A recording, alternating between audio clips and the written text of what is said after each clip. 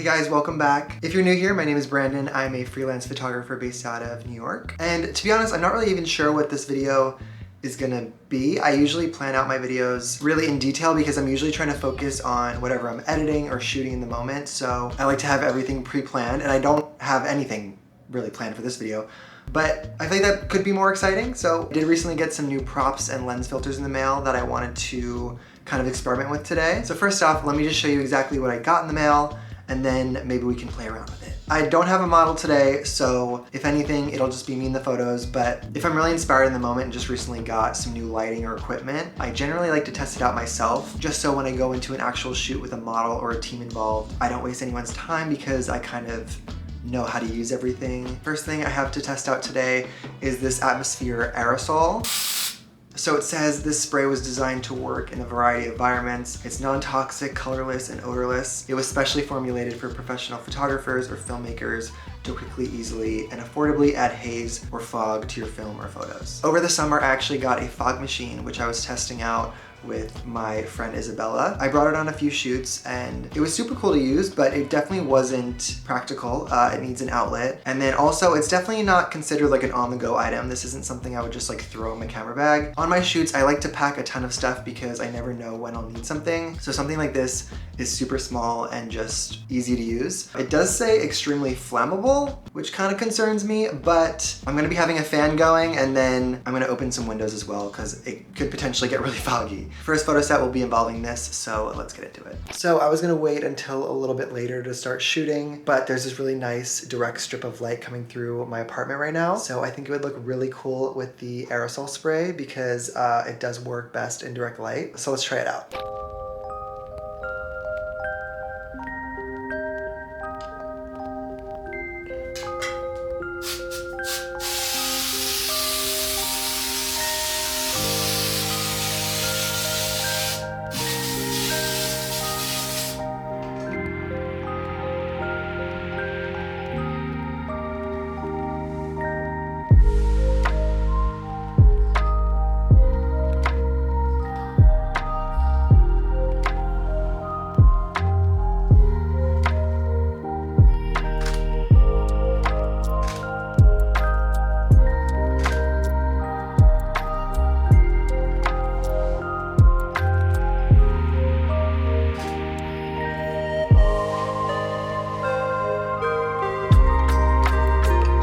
I'm not sure how well you can tell on camera, but it's definitely like foggy and hazy in here. It's looking really cool from the camera's perspective because we're getting that really nice strip of direct light with the haze involved. I'm having some trouble with autofocus. I'm firing it from my phone. So it's kind of a hit or miss, but they're looking pretty cool. So I'm gonna take a few more and see if we can get a really usable shot.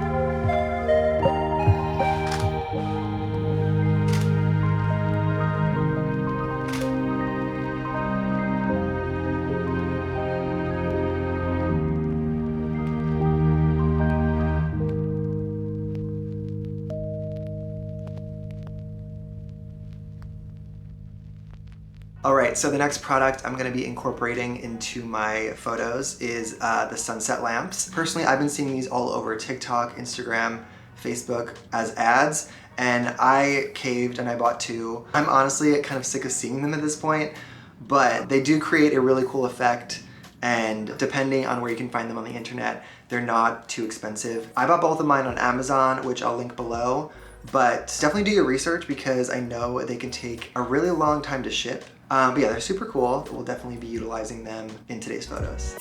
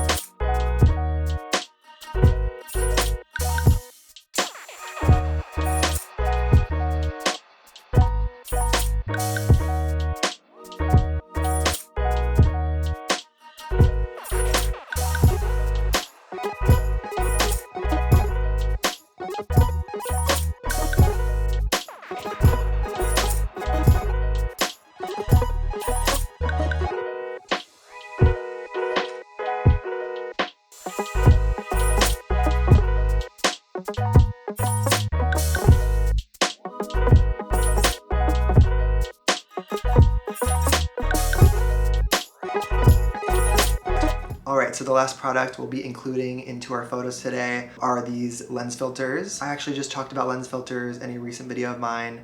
I believe it was the 5 photography products for beginners. I was specifically talking about the star filter, and that's actually the only lens filter I own. So I wanted to invest in some more. So I bought 3 new ones, all from Prism Lens Effects. All of their glass is handmade and super good quality.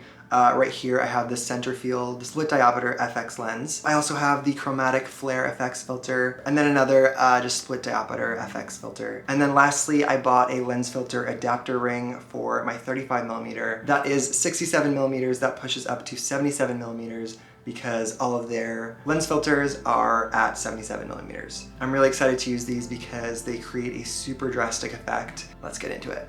Alright, it is now a few hours later. The sun has since gone down. So we're pulling out the external lights for this next shot. The first concept I want to shoot tonight involves this Chromatic Flair lens filter. And now when you pair this with any sort of light source, it creates this really cool singular flare right across your image. So what we're going to be using to create that effect is a lighter. I'm going to be using my Nikon Z7 as always with my 35mm f1.4.